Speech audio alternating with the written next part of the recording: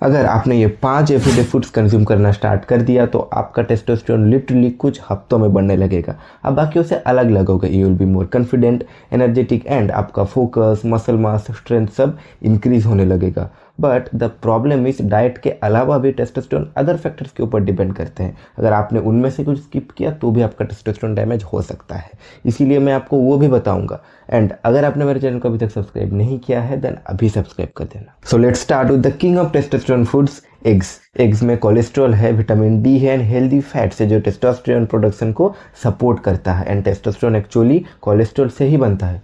पर जिम के कुछ नालायक एक्सपर्ट्स बोलेंगे कि एग तो खाना पर योक नहीं खाना। मतलब क्या, टेस्टोस्टेरोन बनाना है और रॉ मटेरियल से नहीं दोगे? ये कैसा बात हुआ भाई? ये तो ऐसा ही बात हुआ कि तुम मिस्त्री को बोल रहे हो कि घर बनाओ और फिर बोल रहे हो कि सीमेंट ही नहीं दो। गजब है भाई। पर तुम 3 से 4 हॉर्लिक्स खाना per day, it's completely fine. ये वाला फूड थोड़ा सरप्राइजिंग है।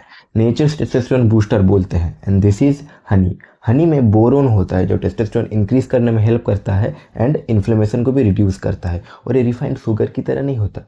पर प्रॉब्लम ये है कि लोग मार्केट से फेक हनी उठा लाते हैं, फिर बोलते हैं काम नहीं किया। काम कैसे करेगा? इसीलिए आपको एश्योर करना है कि आप रियल हनी कंज्यूम कर रहे हो, that is far more better. और अगर आप सोच रहे हो कि सिर्फ शहद चाट लूंगा और टेस्टोस्टेरोन बूस्ट हो जाएगा, तो भाई बॉडी बिल्डिंग कोई बीजीएमआई की चीट कोड नहीं है। So let's see the next one. This one is something underrated, pomegranate. जी हाँ, अनार। स्टडी शो करता है कि ये आपके टेस्टोस्टेरोन को इंक्रीज करता है एंड आपके ब्लड फ्लो को भी इम्प्रूव करता है। एंड इसका एक हिडन बेनिफिट है that it increase circulation.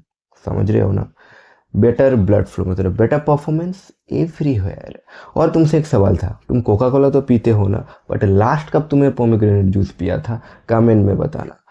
Exactly, priorities check करना होता है। अब आते हैं सबसे इग्नोर्ड फूड में, ऑनियंस। हाँ भाई, सिंपल प्याज। रिसर्च शो करता है कि onions can increase testosterone by the improving of production of luteinizing hormone. And modern guy इसको अवॉइड करता है। क्यों? क्योंकि स्मेल करता है। मुझे और भी कुछ चीज़ का स्मेल आ रहा है, तुम्हारी लो एनर्जी का।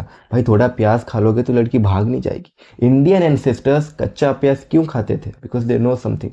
हम तो उस रील देखते हैं। Pumpkin seeds, this is something called testosterone mineral bomb, क्योंकि इसमें बहुत सारा जिंक होता है। Zinc is one of the most vital nutrient for testosterone production. अगर आपके बॉडी में जिंक कम है then testosterone low. So these are the 5 foods. एक बार फिर से रिकैप करते हैं, eggs, honey, onions, pomegranate and pumpkin seeds. And आप याद करो कि मैंने वीडियो के पहले ही बोला था कि और भी फैक्टर्स है जिसके ऊपर टेस्टोस्टेरोन डिपेंड करता है। अगर आपने इनमें से कुछ स्किप किया तो टेस्टोस्टेरोन डैमेज हो सकता है, तो फिर डाइट भी काम नहीं करेगी। So these factors are sleep, one of the most important factor, क्योंकि डीप स्लीप में ही आपका टेस्टोस्टेरोन पीक में होता है। अगर आप 4 घंटे से होते हो तो कुछ भी खा लो काम नहीं करेगा, इसीलिए 7 to 8 hours of sleep is non negotiable.